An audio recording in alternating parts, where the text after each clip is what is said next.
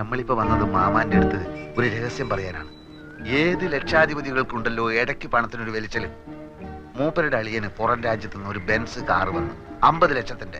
നാളെ കാർ എടുക്കണം. നോക്കുമ്പോ 1.25 ലക്ഷത്തിന്റെ കുറവ്. കുടുങ്ങിയ മാർവാടികൾ എത്ര ലക്ഷം വേണമെങ്കിലും കൊടുക്കും. പക്ഷെ അതിന്റെ പലിശയെ അവര് വാങ്ങും. ഈ പലിശ മാമാക്ക് കിട്ടിയ ചില്ലറ കാര്യമാണോ? 10 ദിവസത്തേക്ക് ചോദിക്കുന്ന പലിശ തരും. ഹലോ അപ്പു സാറേ, ഒന്ന് കേറിയിട്ട് പോയിക്കൂടെ? സമയമില്ല നൂറെ, മാർവാടികൾ കാത്തു നിൽക്കുകയാണ്. മാമ വിടല്ലേ മാമ, മുറുക്കി പിടിച്ചോ, കേറി വരാൻ പറ. ആ വരി ഒന്നുമില്ലേ, നമ്മൾ നാട്ടുകാരല്ലേ. ഇല്ല സമയമില്ല, അതുകൊണ്ടാ.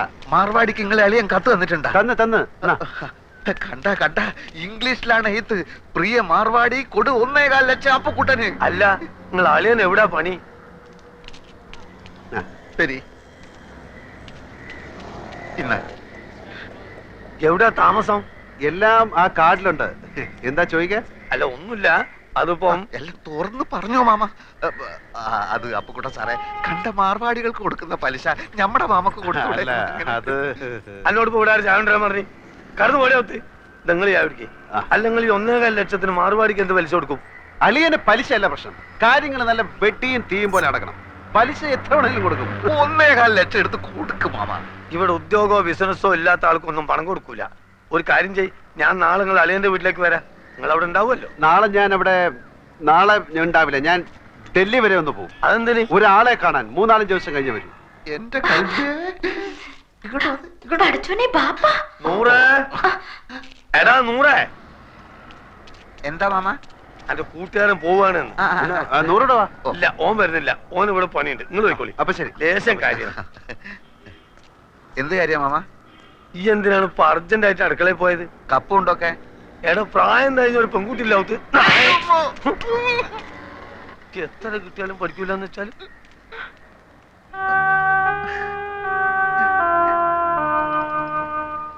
കേസ് ജയിച്ചാൽ അച്ഛന്റെ പെൻഷനും പ്രൊവിഡന്റ് ഫണ്ടും ഒക്കെ കിട്ടുമല്ലോ. അപ്പൊ തിരിച്ചു കൊടുക്കാം. അതാ തൽക്കാലം കടം വാങ്ങാന്ന് വിചാരിച്ചത്. അല്ലാണ്ട് വേറെ വഴിയില്ലല്ലോ.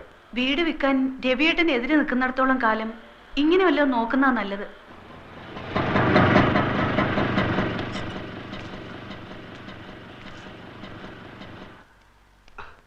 അവരെ കാണുന്നില്ലല്ലോ. 10:30 മണിക്ക് വരാന്ന് പറഞ്ഞ 2 ദിവസം ഞാൻ കുളിക്കുകയോ ഷേവ് ചെയ്യുകയോ ഒക്കെ ചെയ്തു. അതിനെന്താ, ചേട്ടൻ ഇവിടെ കുളിക്കാലോ.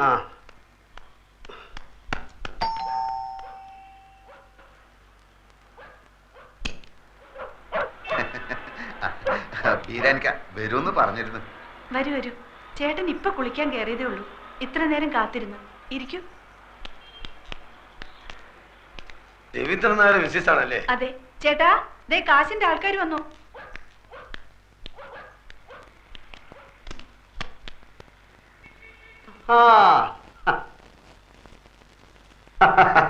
ബീരാനിക്കല്ലേ? ഇതാണ് ആള്. ഞാന് ഷേവ് ചെയ്തോണ്ടിരിക്കായിരുന്നു. അല്ല, നിങ്ങൾ ഷേവ് ചെയ്യുമ്പോ പുരികം പറിക്കല്ലോ. തലേ കൂടെ തൈരും കൂടെ ധൃതി തേച്ചപ്പോ എല്ലായിടത്തോടെ ആയിപ്പോയി. ഞാൻ ഓഫീസിൽ പോകാൻ ലേറ്റ് ആയി. നിങ്ങൾ വരുന്നുള്ളത് കൊണ്ട് ഞാൻ ഇപ്പൊ എളുപ്പം ധൃതി തേച്ചപ്പോ ലേറ്റ്. ഇല്ല, നമ്മൾ എത്ര രാഹുകാലത്തിന് 2.5 മിനിറ്റേ ബാക്കിയുള്ളൂ. ഞാൻ ബീരാനിക്കെ പോലെ ഒരു വലിയ മനുഷ്യന്റെ ആദ്യമായിട്ട് ക്യാഷ് വാങ്ങിക്കാമല്ലോ. അപ്പം നമുക്ക് ലേറ്റ് ആക്കട്ടെ, രാഹുകാലം തെറ്റിക്കാതെ. ദിലിപ്പത്തിന് ഒപ്പിട്ടേക്ക്. സത്യമുള്ള പൈസ ആയതുകൊണ്ട് പലിശ കുറച്ച് കൂടുന്നേ ഉള്ളൂ. സാരമില്ല, ആവശ്യക്കാരന് ഔചിത്യമില്ലല്ലോ. ഇവിടെ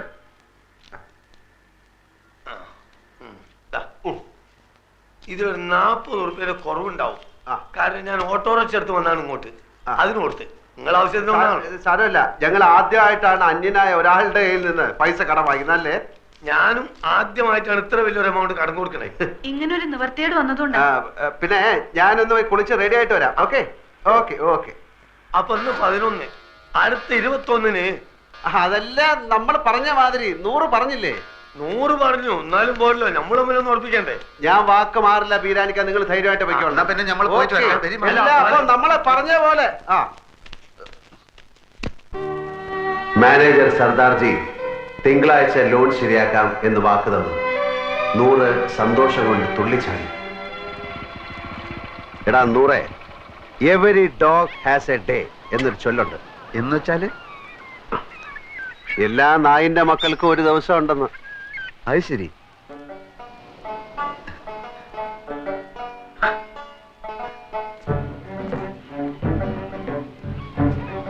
നൂറേ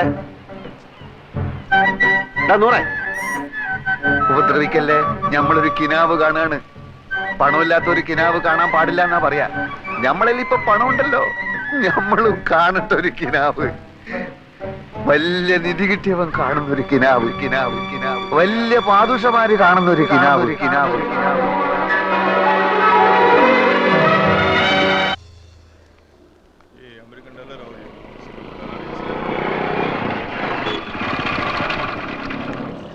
മാനേജർ വന്നിട്ടുണ്ട്. ഞാൻ ചോദിച്ചു, ഇനി പറഞ്ഞ പോലെ ഒന്നല്ല, ആള് ഭയങ്കര ചൂടന, എല്ലാരും ഇട്ട് ചാടിക്കുന്ന കണ്ടു. എടാ അതൊക്കെ ബാങ്കിലെ എന്നോട് വലിയ കാര്യമാണ്. നീ വാ, ഞാൻ കാണിച്ചു തരാം.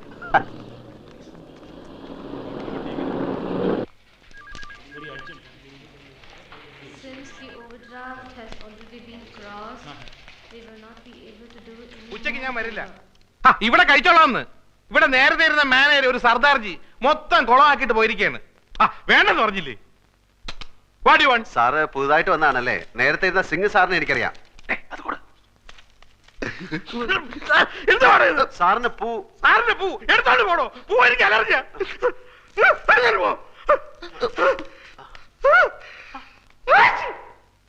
സർ, ഞാനൊരു ലോണിന് അപ്ലൈ ചെയ്തിരുന്നു 2 വർഷത്തേക്ക്. ഒരു കടയെടുത്തിട്ട് വരാമെങ്കിൽ ഉടനെ ലോൺ തരാമെന്ന് പറഞ്ഞു. സിംഗ് മാനേജർ.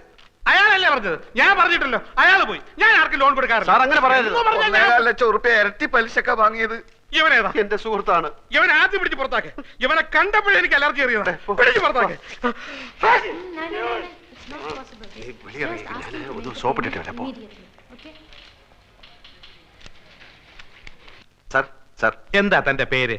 അപ്പുക്കുട്ടൻ. ആപ്ലിക്കേഷനിൽ ജി അപ്പുക്കുട്ടൻ നായർ ചേരിയിലെന്നാണ്. സാറിന്റെ പേരെന്താണ്? ഇയാളുടെ കൂടെ പോയി തന്റെ ആപ്ലിക്കേഷൻ തിരിച്ചു മേടിച്ചോണ്ട് പൊയ്ക്കോളൂ. സാർ, ഞാനൊരു മലയാളിയാണ് സാർ. അതുകൊണ്ട് തന്നെ തരില്ലെന്ന് ഉറപ്പിച്ചത്.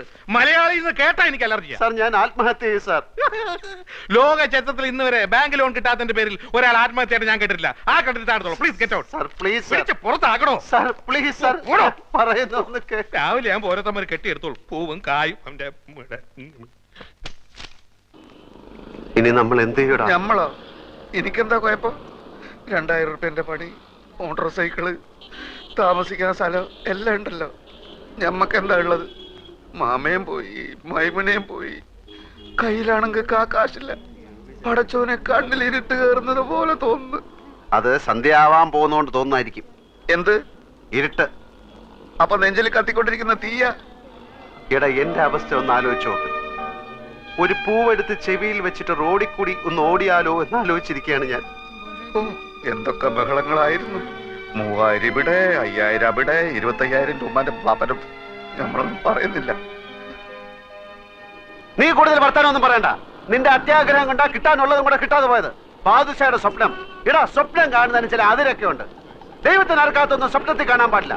പട്ടിണി പണ്ടാരം പാദുഷയുടെ സ്വപ്നം കാണുന്നു. അതെന്നാ കിട്ടാനുള്ളത് കൂടെ ഇല്ലാതായി പോയത്.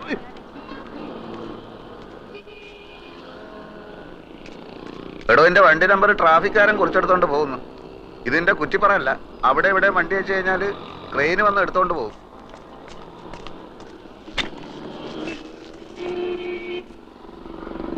ബാങ്ക് മാനേജർ മാറിയത് എന്റെ കുഴപ്പം കൊണ്ടാണോടാ എന്ന് നമ്മൾ പറഞ്ഞ?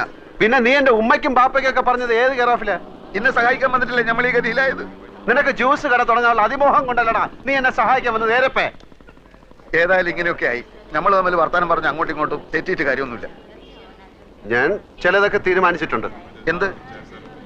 വേറെ വഴിയൊന്നും കണ്ടില്ലെങ്കില് ഞാൻ മോഷണം തുടങ്ങും. മോഷണോ എന്ന് വെച്ചാല്? ഓ, നീ ആ വാക്ക് കേട്ടിട്ടില്ലല്ലോ. ഹൈമവതിയുടെ ചോറ് കട്ട് തിന്ന ആ പ്രവർത്തിക്ക് ഇപ്പോഴും മോഷണം എന്ന് തന്നെ പറയുന്നത്. മനസ്സിലായോ? നീ പാര ചോറ കട്ടുന്ന? ചോറല്ല, കാശുള്ളവന്റെ വീട്ടിൽ കയറി ഞാൻ മോട്ടിക്കും. പിടിച്ചാൽ പിടിക്കുന്നവനെ കൊല്ലും. അപ്പം ജയിലിൽ പിടിച്ചിടും, എന്നിട്ട് തൂക്കി കൊല്ലും. അപ്പൊ പിന്നെ ഒന്നും അറിയട്ടല്ലോ. അപ്പൊ കൂട്ടാ, നിനക്ക് ചെവിയിൽ പൂവും വെച്ച് റോട്ടിൽ കൂടെ ഓടാൻ നേരമായി.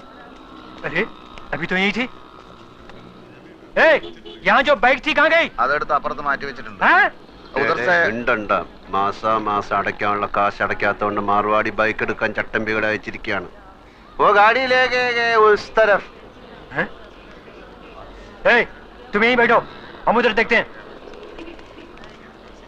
അവന്മാർക്ക് നിന്നെ കണ്ടിട്ട് മനസ്സിലായില്ല. മാർവാടിയല്ലേ എന്നെ കണ്ടിട്ടുള്ളൂ, ചട്ടമ്പികൾ എന്നെ കണ്ടിട്ടില്ലല്ലോ. തൽക്കാലം ബൈക്ക് വിട്ടിരിക്കട്ടെ, നമുക്ക് പിന്നെ എടുക്കാൻ